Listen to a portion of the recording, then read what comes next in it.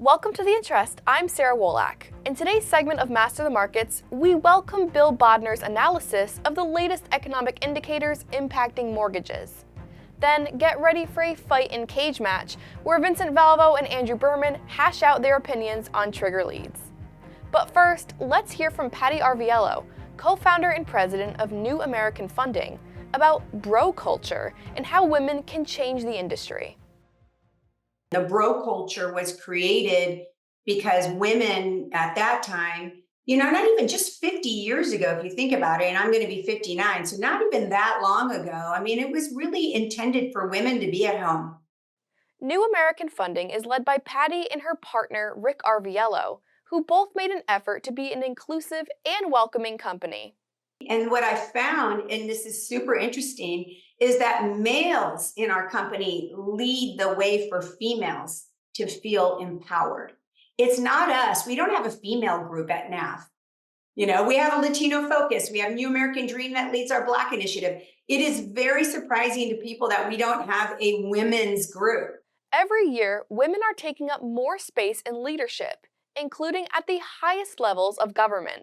The last couple of elections, there's women leaders in there. This is the now. It is not the future. We exist today. Arvielo is an example of a woman in leadership and believes it's her role to help and inspire others. I want to lead this industry and compete with other women and watch them rise. It's such a great industry for us. So, this is a very personal thing for me for the betterment of our industry. Many people find loyalty to be a good trait, but does being loyal mean you have to suffer or turn a blind eye to harassment?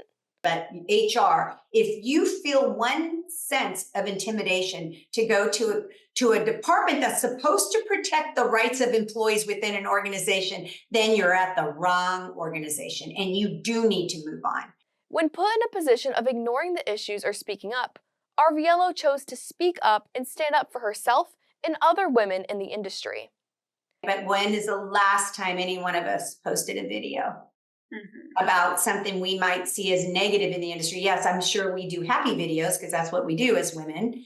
But for us to be critical of something that's going on is very rare. So I don't know. I just was scared. And now I know that that what I did was right. And so, yes, when you ask about the women and the fear, but we have to break through that fear. Arvielo's courage and integrity led her to be named one of NMP's 2024 Mortgage Lending Women of Inspiration. Here's her advice to new professionals who may find themselves in similar situations. My call to action is yes, definitely to speak up and be your biggest advocate, right? I knew 100% in my heart that my message would serve the market well, right? Things have to change. People have to feel safe. Read more about Patty Arvielo and 21 other women of inspiration at nationalmortgageprofessional.com. For The Interest, I'm Sarah Wolak. We all dream of owning a home, but for too long, if you didn't fit the mold, you were stuck. Stuck because the system worked for everyone except you. We've changed that. Angel AI uses advanced AI technology to give a 100% trusted solution and fast answers for worry-free financing, allowing you to achieve fair and equal access to lending. Angel AI. AI you can bank on.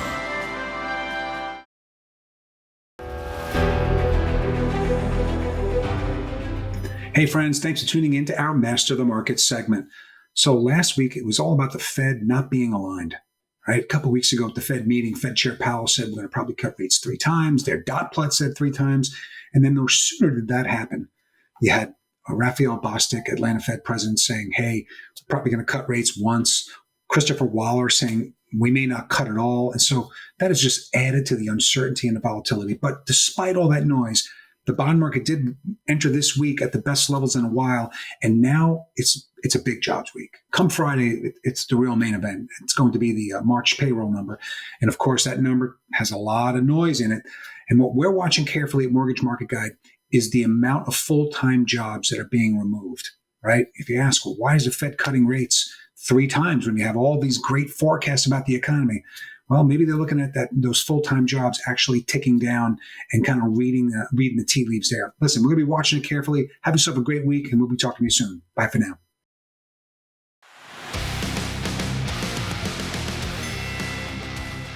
Okay, Andrew, I want to talk about trigger leads. Oh, again? Yes, I do. Again, listen, we just had a story, and I love it. It was a great story. It was by Katie Jensen on our staff.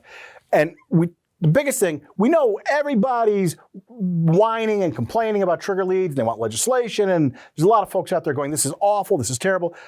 What we set out to do, what Katie set out to do was like, okay, this is amazing. Everybody's against this. Let's see if there's any proof that trigger leads are bad. And you know what we found? Nothing. She found nothing. Okay. She talked to AIM wouldn't talk about it except to say it's a priority. AIM, we didn't find AIM wouldn't talk about that. Resource? No, it's not. But listen, the FTC didn't have anything. The CFPB could not find any complaints coming in about trigger leads. Could not find any. We talked to Valerie Saunders at NAM about this, who's leading this effort, and she acknowledged we don't have any evidence that trigger leads are hurting consumers. That's what she said. She said we don't have any evidence that trigger leads are hurting anybody. I have plenty of evidence. You have anecdotes. You have people complaining. Yes, still a few people complaining. That's not. These are not data. I understand. You have people whining online. That's not the same as being really affected, putting in complaints. If it was as bad as everyone says, there would be actual complaints to government agencies. You'd be able to quantify some of this. There's no quantification. And I don't disagree. You're hardly going to get a word in edgewise on this one because you're so wrong. I don't disagree that some people don't happen to like this. I also don't disagree that there are a lot of folks who say, listen, trigger leads are an important way to get us started, to get us going, to get new loan originators, and consumers have benefited from them. Not every consumer, just as not every consumer. Just not every consumer. You has the trigger lead whores have said actually that consumers are benefited. I love the way you want to take people who have been. I think our stories are full of them who have used some of these things here. I think it's interesting that AIM decided to put somebody who used trigger leads as their new president and CEO. But hold on, I'm not done with my thing here. You're not great at decision making. You can't suddenly turn around and go out and say, let's change legislation. Let's put government rules on this without any evidence that there's actually harm being happened here. Because all that leads to is, the nanny state, the whole issue of let's regulate absolutely everything. And it's really funny. We need data, and there isn't. So we've jumped right ahead to let's forget the need for data. Let's just get right to legislating things. We don't even know what we're legislating. We need to take actually these little pieces of evidence that we have and collect it actually and start. Anecdotes are not evidence.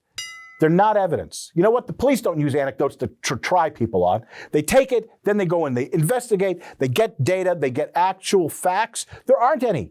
No one we talk to could come up with anything. The people who are putting in the legislation because they want to bow to industry bigwigs, I suppose, are saying we're going to put this in, love us and give us campaign dollars.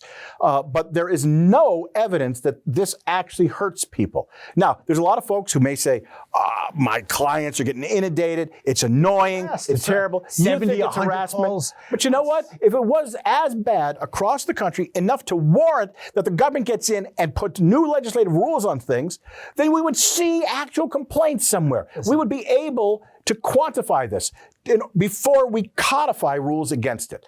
You don't just go, I think I'm just going to make up some new rules because I feel like there's a problem here. No.